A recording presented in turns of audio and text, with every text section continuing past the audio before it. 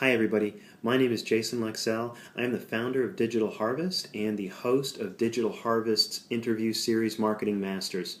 Today we have with us Kris Dehnert in this interview from Dehnert Media.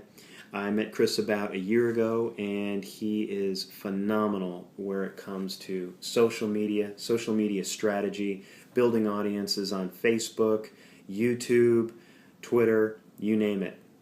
I think that you're going to find a lot of useful information here that you can put into practice in your own businesses, and you'll hopefully find it entertaining and interesting as well. So here we go. Thanks.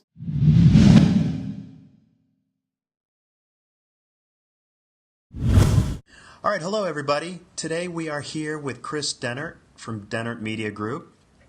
Kris and I met about, about a year ago?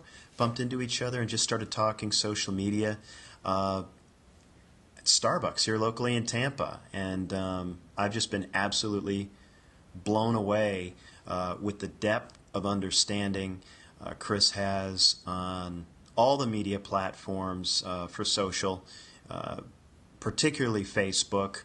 And I thought we'd sit down today and answer some questions that I know a lot of people have about how they can use Facebook, YouTube, and the other platforms to grow their business. So welcome and thanks for joining us. Absolutely, man. Thanks for having me. Glad I can sit down with you guys and hopefully shed a little bit of light on the subject because it tends to be quite murky at times. Let's start with that. I'll share with you some of the misconceptions that many of my clients have, but you certainly work in this area even more deeply. And so what are some of the common questions you get people asking you, or should I say misconceptions people are having about using social media for their business? Well, I think mainly it's about people not understanding that it's such a vital part of business today.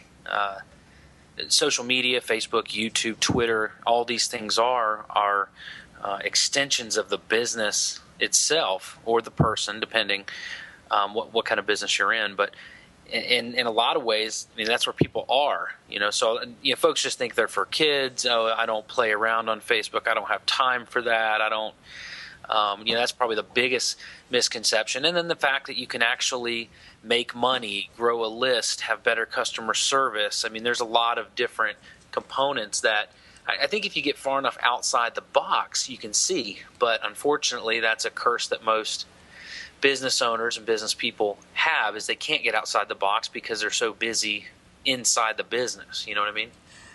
Absolutely. In fact, I think what a lot of people do, they have fear. It's really fear that it's going to swallow them up. And as I expressed to you in our pre-call, just managing and wrangling my email sometimes can seem like enough of a chore as an input for people to contact you, make requests. And so I think a lot of people consider going online or starting to have more of a social media presence, and they say, but where am I going to find the time? Where am I going to find the resources? And is this going to be more than I can handle? Right. And naive, that if you don't know about something, it's the last thing you want to do is jump, head first into it, and then there's a chance of looking foolish. And as from a business, I mean, we're always branding, we're always trying to, be as professional as possible. Again, depending on the business. So jumping out there into unknown territories and trying to do social media, I mean, it can be just as detrimental to a business as it can be helpful. So I think that's another component in there that tends to reserve folks a little bit. If you were talking with somebody, you saw they had a business, and let's pick a business, an imaginary type of business, maybe an industrial distributor.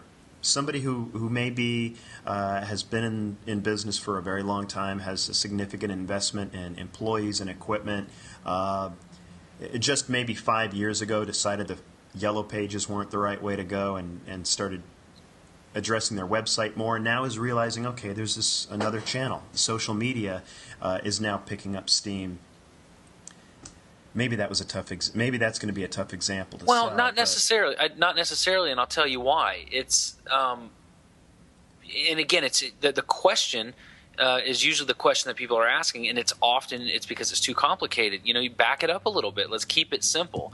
I mean, everything I do, it's about keep it simple, keep it easy, and that is everybody is on Facebook. Everybody is on social media. I mean, when there's 3 billion views a day going on YouTube, when 1 in every 5 clicks on the entire internet is to Facebook, I mean, they got to be selling these products to somebody, and these somebodies are on social media.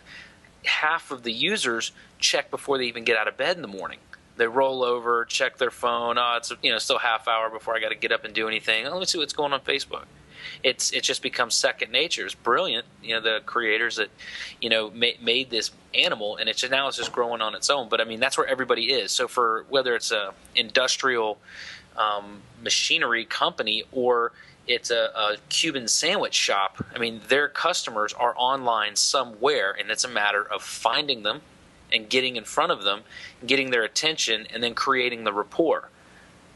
I think is that is pretty consistent across the whole platform with any business. Okay, so what would be a first step? I think a lot of people would say, oh, I can advertise on Facebook. I'll advertise my website. So I'll take out ads on Facebook and I'll drive them to my website. Is that a mistake, or would well, I think so. I think it's kind of like jumping the gun, and in a world like today, I mean, folks are savvy. I mean, they know that you can buy ads. I mean, a lot of people are probably staring at their computer right now, and there's some ad jumping around on the side, or on Google, it's on this. I mean, you can buy ads. We all know that. So to buy an ad and send them straight to your website, in my personal opinion, a website is probably the most biased thing you can have. I mean, it's your opinion of you. And I don't think it gets much more biased than that, Right. So from social media, I think it gives it a very unique dynamic where it's almost a third-party perspective of you, where you can build social proof, build credibility, and then once the rapport is built, as well as anybody, who's listening, hopefully, that people do business with people they like. It's not about the products. It's not about the service. Oftentimes, it's usually they do business with people they like. So if it's, hey, my name's Chris, let's go on a date. It doesn't work like that. And that's kind of what the Facebook ads straight to a website do, which is kind of cool because Facebook ads to fan pages are tremendously less expensive. And it allows you to drive people to a place where they're already familiar with. Remember, they're already on Facebook, so they don't have to leave the platform they're already on. Get to your page, get a good first impression by the way things are branded, designed, and set up. Create the rapport with interaction and gamification and things like this, and then you transfer them over to your website whenever there's an opportunity to purchase something, I would say. Okay, so I agree with you entirely. In fact, we're going to get a little bit into some of the stuff you just touched on briefly, gamification, some terms people aren't particularly familiar with. But for our listeners, my focus has largely been on lead generation. And what really made my eyes bug out is when I continue to hear about Facebook being an outstanding tool to generate leads. In fact, lead generation in most cases is no more than building a relationship. You have to build the relationship first because people are getting bombarded. And so what Chris just laid out for us here is one of the biggest rookie mistakes that can be made in lead generation is asking for too much too soon. And by virtue of running ads on Facebook, which then take them to a fan page, it's creating more intermediate steps. Making it more comfortable for people to interact with you. Like you had said, they're already there. The social proof component being hugely important when people are making a decision or evaluating companies, and staying in a familiar environment. So I know in the past people have said, well, I don't want likes. You can't take likes to the bank. But the reality is likes as an intermediate step in building a relationship and helping connect with people to build an audience, I see huge value in that because it is that's the garden. That's where the relationships grow. Well, I think agree? that, yeah, absolutely. I mean, if they won't even like you, they're sure not going to love you, and they're sure not going to spend money with you. You Yeah, know, again, I think it's funny. It's like, hey, I'm this guy. Let's go on a date. And then the next day, hey, let's get married. It's like, whoa, what's going? Huh? That's what it's absolutely. about. I mean, you got to create a relationship with these people. Just likes in general. I mean, I've pulled email lists of 70,000 people from a fan page in 3 months. So I turned it in, from likes, ads to likes to interaction to an email list to sales. $20,000 a month in sales from an email list after 4 months of a page being created. So it's definitely something I've tried and tested a number of times, and that's why I stand behind it. Because you can't tell too many people that they're stuck on that. Oh, I don't want likes, I want buyers. It's like, well, you need to find out. You can get a clue first, because that's what it is all about. It's relationships, and with the internet being as user friendly as it is, and these platforms growing by leaps and bounds every single second, to not believe that these people are savvy or are able to create these relationships is just foolish. These platforms are, it's leveled the playing field. So all these businesses are transparent. If someone has something bad to say about you, it's seen by people immediately. So the relationships are crucial on more than one level. So if you're doing a post and when you said if somebody has something bad to say about you, I could see that being a concern. How does that generally come in on Facebook? Or is somebody commenting on a post that you made and you can't delete their comment? Oh, well, you can delete the comment, and at times, I mean, that's necessary if it's just a little rambunctious. But a lot of times, I use it as an opportunity, because if one person's saying it, 20 people are thinking it, and I use it as an opportunity to showcase what I know, what I do, and I've picked up business that way. Someone has an issue with this or the other thing. Well, you step in and you inform them how to do it differently, how to do it better, offer your help personally. From a customer service standpoint, it's amazing. When a customer can reach out to you, a lot of times in business, we lose customers because they've been having issues for months and months, and they finally just have had enough, and they're aggravated and pissed off, and they're gone. Sure. Well, this gives us a really nice medium where we can catch them before that happens, because they feel more comfortable talking about it in a public forum, and expect a response. Now, don't fool yourself. They expect a response too if they're going to reach out. So it gives you a chance to accomplish a lot of different things. Well, too, addressing it for one person, like you said, could be addressing it for 20 other people who are, right. So bystanders. retention. Now you got retention. Now retention's a factor, and I haven't done just social media. I mean, I've owned 5 companies by the time I was 30. Okay, so I understand ROI. I understand retention. I understand conversion. I understand branding. And I think that's why I love social media so much, because it allows us to do all the things a business needs to be doing at a fraction of the time it used to take, and more effectively, in my opinion. Well, the list size that you grew, that kind of made my eyes bug out a little bit, again, because that's where the rubber hits the road. We know that building a strong, responsive, targeted list is a big prerequisite for a lot of online businesses, and it's an indication of a strong relationship when people will opt in with you. So the fact that you've taken social media, Facebook namely, and done that is really impressive, and I think that's going to start to become more of a trend, as we're seeing with some of the quote-unquote gurus like Frank Kern all talking about Facebook and social media. It's where people go to discover. Google tends to be where people go when they think they know what they want, and they're typing it into a box. Well, in an economy and in a world like today, people are so used to being told what they want. We can't even find our way to the store without the GPS. We need to be told where to go, what to do, all these things. So, well, how you do anything is how you do everything.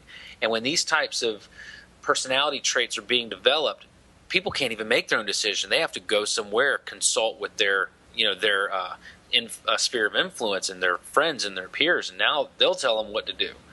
and we take that third party suggestion and we make it our own. So again, social media is at the forefront of that. The ability for people to share things with ease, and that's something that I've noticed, is that people are doing a heck of a lot more sharing than they used to, because now they have a platform to do it that makes it easy. Right. We all shared before, but it was usually at a party or with family or gatherings. You'd be talking about where you went or what you did, and now a simple post, a picture of you at a restaurant, and your entire circle finds out about it and says, maybe a few of them say, hey, I'm going to check that out, or check out their page. Let me ask you this. Talk to me a little bit about the Duck Dynasty page that you created, and I want to ask you some questions on that. I recognize trends. I look for trends. I look for buzz. I look for hype online. And again, I don't grow pages just for the page. I grow page for the demographic. I like to grow demographics. And then you could leverage that 10 different ways from Sunday on what you want to offer that demographic once you've built the relationship. So I basically a fan of the show. I'm from Florida, so I'm down in the South. It's kind of funny. I got some relatives that can relate, and I like the show. I started a page. At the end of the first month, I was at, 150,000 fans in the first 30 days. And it's been growing about the same rate since. It's, I think, 660,000 fans now. And it's about the Uncle Si, one of the characters in the show. And it's a simple page based around what the people want. And that's really important. When you try to force feed people what you want to give them as opposed to what they want, it doesn't work. So it's a matter of taking your business, your product, your service, and then finding a way to spin it, so people can relate to it as what they want. And so what all the page wanted was just simple, funny things to make them laugh. So that's what we did. And now, I'm doing posts that are getting 60, 70, 80, 90, 100,000 likes on a single post, which is tremendous. That's more. I get more likes on a post than most people will ever have on their fan page. more fans than they've ever had in a simple post. That's likes in a simple post. If we wanted to check it out, would we just look up Uncle Si or Duck Dynasty? You could Uncle Si Says. Very cool. Yeah, it's a pretty cool. But I have I have the Tim Tebow fan club page, a couple other NFL quarterbacks, Colin Kaepernick and RG3, and I recognized a trend buzzing the other day with The Voice, the show The Voice. I'd never watched it, honestly, and I turned it on, and there was a girl who sounded really good. It turns out, 2 days later, she ended up winning. So I started the Daniel Bradbury page, and that's at 40 or 45,000. I started that a couple weeks ago. Grow the demographic, have fun, give them what they want, updates, post, sneak previews at the album covers, things like that. And then next week the single goes live and I launch iTunes, turn around and instantly monetize it. 1 month into it, I'm going to sell probably 3,000, 4,000 downloads on iTunes. That's cool. That's very cool. Yeah, $1,000 or $2,000 and I'm back, well in the green. But then I grow a demographic and you give them what they want and make money at the same time. And I think you can do the same thing with your business. So social media can be done as a business on its own. It can be done as a way to make passive income by helping others. Once you understand social media, you can do that. Or people can use it in their own business to attract the fans and create the relationships that they need to continue to grow. What I've noticed you've done is, well, let me back up. With the Uncle Si fan page, do you have a corresponding website, or is that strictly Facebook? That's strictly Facebook. I don't even have a website for my company. You don't need it. No, you're right. If you go to dehnert-mediagroup.com, it redirects to my Facebook page. And people ask me about that. They're like, "Oh, that's not professional." It's like, well, then you don't understand. And those aren't the people I do business with anyway, because they don't understand. Sure. I have 1.5 million fans right now. What do I need a fan page, or what do I need a website for? Well, it just kind of dawned on me that's you've got the infrastructure built in. Is it so? Why do we even have web pages today? I guess you could make an argument that There's 9. Just to give you an idea, there's 9 websites made every second. Okay, wrap your head around that for a minute. You know? Sure. So at 9 every second, you're lost. You're lost in a place. You know, people go to Google, they go to Yahoo, Bing, search it out, and then they find you and they look for a reason not to, or to believe you're not credible. It's ridiculous, is what it is.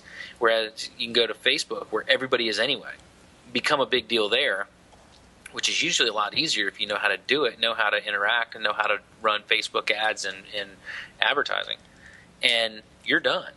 And then if you want, you can have a website. A lot of people need a website to sell product or something like that. You know, me personally, I put up a static capture page, a squeeze page, and just capture information. Okay.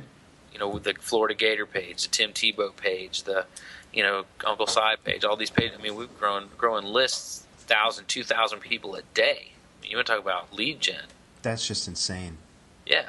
So you're getting behind a movement or the popularity of a subject. It looks like you're particularly figures, but you could go behind a movement as well, or Absolutely. Would it be a political movement, or those are public figures. Politics. I mean, that's what public figures are. Movements. So let's go green. Let's go healthy. The shakes. You know, everyone's doing a cleanse or juicing. I mean, any of this stuff.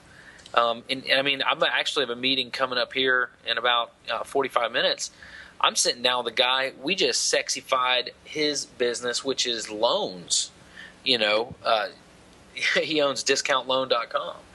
And we're going to go sit down and talk about that. And it's crazy that we found a way to turn it into a game, give away a mortgage payment a week kind of thing, and just randomly pick people from an opted-in email list.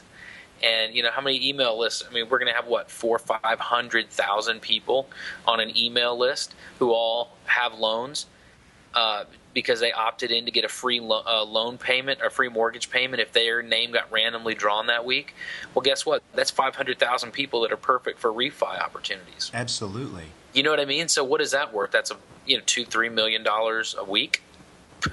Potential in the business, so if you can sexify mortgage and loans, you could pretty much do anything. I think you just need to sit down, get out of your own way, because most people are in their own way. They're so far in the box they can't even see the top of it. It's about getting outside the box, having somebody else point out things that might be right in your face. In social media, I do events and things. Well, I don't really do events. I do classes more. But when I sit down, the number one thing I talk about is you have to be smart enough to be stupid. Because 99% of the people on the internet, when they're surfing around, are in like vegetable zone. They don't need something that's all complicated. If they have to click 3 things, they're already confused. Yeah. So with social media, well, anyway, I get into more of that stuff in the class. I could talk for hours, which unfortunately I don't have today. But sure. That's definitely something we could talk about after the fact.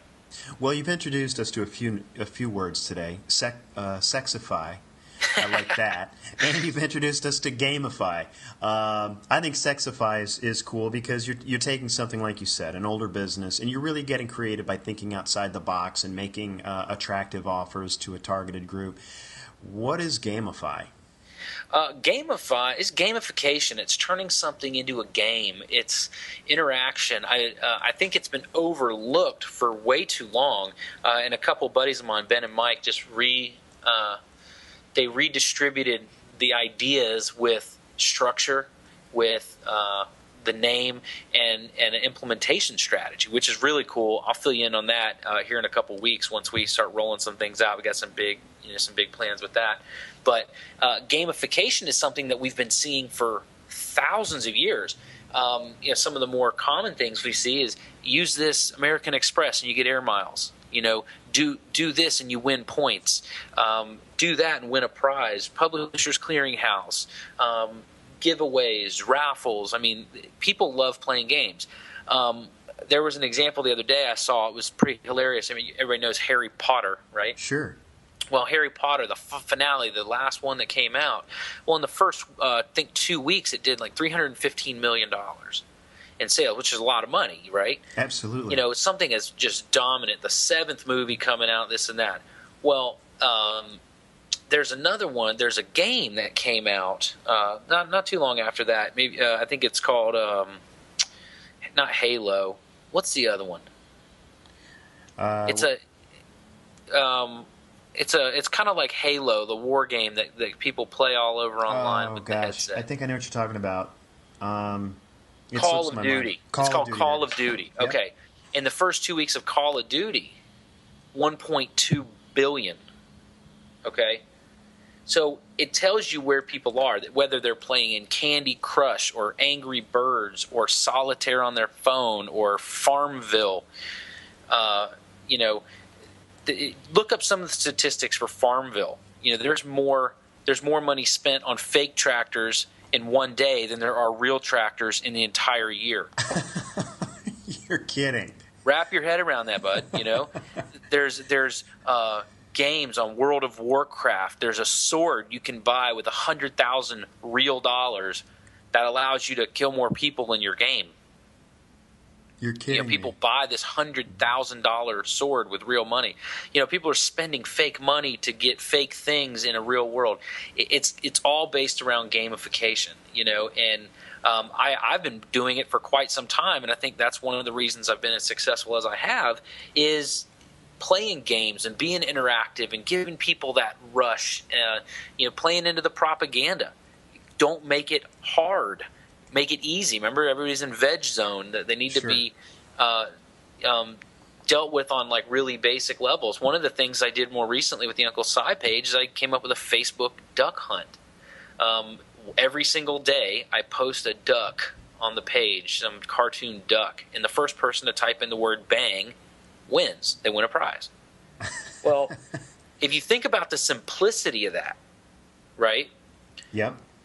You can't mess that up. I mean, unless you misspell bang, you can't really mess that one up. But what it does for me, if you look at my page, I think there's 325,000 people talking about my page at any given time. That's outrageous. I have folks sending me messages saying, I've been watching the page for 6 hours. I got to go to work soon. When is the duck going to be posted?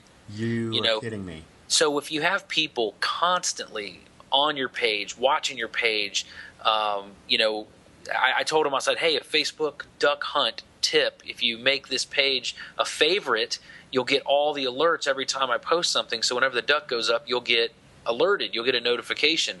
Well, they did that. So now what happens every time I post anything, they're getting notifications, creating interaction.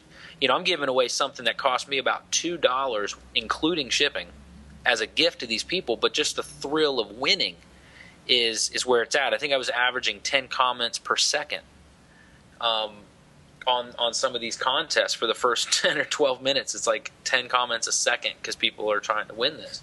And then, but again, like I said, I'm a businessman, so I look at it from a perspective of how do I make money? How do I, you know, get out of the page what I need, not just playing a game and giving away, you know, free stuff. So what I do is I put out a tip. Hey, the duck's going to be posted around 9 o'clock. Well, at 8:40, I put out an offer. You know, I put out an offer to buy something, some kind of merchandise, and because I know everybody's going to be watching the page around that time, so I post that, and then just after, I'll post the duck. You know, it's just a way of getting outside the box and gamifying it and making it interesting, making it fun, but still having the purpose in mind to. You know what I mean? The purpose in mind to do business, to do what you came there to do. Okay. I get it. I mean, it makes sense. And I'm also, as far as your merchandise goes, is that something you generally work as an affiliate with? Or I know there's some things that you've special ordered that only you have, but... Yeah, I think it's all relative to the page. The iTunes, you know, I'm an affiliate now for iTunes. So when singles go live, boom, whenever the audio book by the Duck Dynasty guys go live, I'm an affiliate for that. I'm an affiliate through Amazon. I sell books. I sell DVD sets. And all this stuff is drop shipped because what you know about me is I don't like to do anything. I like to fish. I like to golf. I like to travel. I spent almost the entire month of May in Italy. You know, I go, I am, you know, I have fun. And then I work whenever I need to step in and kind of, just revamp my business with new ideas. And that's monthly, maybe. So I work a little bit, probably 10, 15 hours a month, I would say. Just kind of working on the business, not in it. But the thing kind of runs itself. So what I do is I don't want to have product. I don't want to have, to do and ship things. So I have a lot of drop shipping. I got T-shirt companies that drop ship T-shirts. I make $10 a T-shirt. Well, I'm selling 500 at a time, and they're just straight drop shipping them straight to the people. And then I do affiliate marketing. I think affiliate marketing is people are foolish not to do it, because if they're growing demographics, these people want all sorts of things. So you find out what things those are by, hey, maybe play a game with them. There's an idea. Find out what they want. Hey, we're giving away some free stuff. What do you guys want? Well, if you have 80% say a certain thing, well, give that away. But now 80% of your demographic wants X. Well, now you're an affiliate for X. Oh, absolutely. Again, it's outside the box. And a lot of this stuff is coming back. We were doing it on websites, but now you're finding that if the traffic has gone to Facebook, or if it's easier to build an audience around a demographic on Facebook, it's more engaging, the tools are there. We take a lot of what we used to do by building a straight up website and bring that over to a Facebook fan page, which I think you've really mastered. Would you say to a company, let's say, when a company wants to go and take it on Facebook, I guess I'm wondering, is it better to create something that the demographic is interested in? Well, that sounds like a stupid question. Or is it more important for you to instead position your company, name the Facebook page after your company, talk about your receptionist, talk about your company's goings-on? Or is it better to first decide, okay, who's our demographic? You always got to know who your demographic is. Always. Okay. I know who is my demographic on each particular page. I know their price points. I know what they like. I know what they don't like. I know what they want to hear. I know what they don't want to hear. I know which pages like drama, which pages like religion. You got to know who your people are, or you're not going to be in business very long anyway. So social media, I don't think, is really going to help you with that. Well, I guess my question is, it's probably more advantageous to build a broader, find out who your target is. Build a page of stuff that target likes, and don't plaster your company's name all over it. Instead, plaster the stuff that audience likes all over it. And yeah, because they're doing business with the person. You know what I mean? You create the relationship. Like my stuff, it's going to be branded. I'm always branding. Okay. But you're also not trying to go too far too fast. Just like you said, one of the worst mistakes anybody can make is asking for too much too soon, and that's the truth. So work on the relationship. It's always good to be branded. And again, it depends on the business.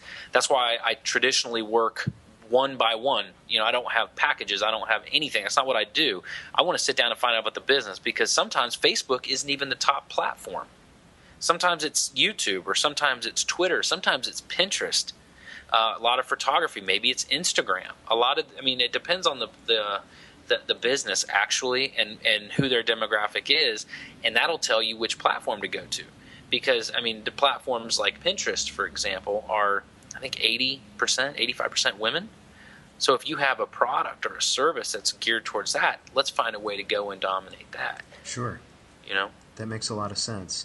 Well, I know that we're starting to run towards the end of our interview, and I definitely want to let everybody out there know about your upcoming class. We were calling it an event at first, but it really does sound more like a class where you're going to take a small group of individuals and get a lot more into detail about what it is exactly that you do, how you build audiences, how you monetize, and how you run it.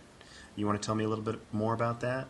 Yeah, I'm basically going to be opening up, pulling the curtains back a little bit, letting everybody kind of see what I do. I do a lot of high-end consulting. I can't really talk about the clients, but they do a decent-sized retainer on a monthly basis, and I strategize with them. They have these are one of the ones I met with yesterday, $500 million a year in sales. They're doing big things, and they're coming to me. They're like, we need to take it to the next level. What do we do? And so some of these strategies that I have the opportunity to beta test on my 7 figures worth of fans, or some of these other big companies that I'm working with, and gamification strategies, all the way down to, local mom and pop shop stuff. I'm going to pull back the curtains and show what I do. I'm going to open up my PayPal. I'm opening up my AWeber, how I grow a list. My designer is going to be there. He's going to tell people what's working, what's not. And because of the size of the group, we're going to sit down and do like implementation sessions. Like, hey, Chris, I know I can do Facebook ads, but I don't really know anything about it. Let's split test. And we'll sit down over lunch, split test 7 ads, see what's converting the best, and I'll show you how to see what a conversion, what a click-through ratio is, what a click-to-like ratio is. And when you have a winning offer, the more money you throw at it, the faster your page is going to grow, the faster your contact list is going to grow. Things like that. How to grow a list, how to make money, how to create a side business if you want to do that. Social media has been paying anywhere between $12,000 and $25,000 a month. It's been paying me, but that's pretty solid. That is solid fantastic. Income. And at the same time, I'm giving everybody what they want and growing massive, massive lists, at the same time. So, that's something I'm going to go over. And then specifics. Local business, local traffic. There's going to be a group of people there. I think I got word that MLM, network marketing. So anybody who does network marketing, actually the company I met with yesterday was one of the front runners for MLM. So I definitely know some of the strategies I'm using are valuable to them. That's the gist of it. And again, it's hard to say what the class will entail, only because I haven't met the people who are there yet, because it's going to be strictly geared towards what their needs are. Excellent. Now, I don't think you said when the dates were on that. It's August 17th and 18th here in Tampa. SocialDominationEvent.com should have all the details to it. Perfect. We're about halfway full right now. Okay. While there's 20, we're doing 20 seats. When we hit 20 seats, we're closing it up, because I think anything more than that's going to be too many people. It's not going to give us enough time to really dive in and work and create, because I want to create while I'm there. I want products and projects leaving the room in play, underway. Well, that's a very nice sized group, and I'm going to be in attendance there. I know that you've got some other really good people on the books already, so I think it'll be great for networking and also learning from other people and how they're using social media, and having an opportunity to workshop with you around some of these exciting ideas. Very cool. Last thing I'll say is, if somebody wants to continue to learn from you, you obviously know a lot, and want to follow you or get on your list, what's a good way for them to do that? Facebook.com/kris-dehnert, or Twitter /kris-dehnert. That's KRISDEHNERT.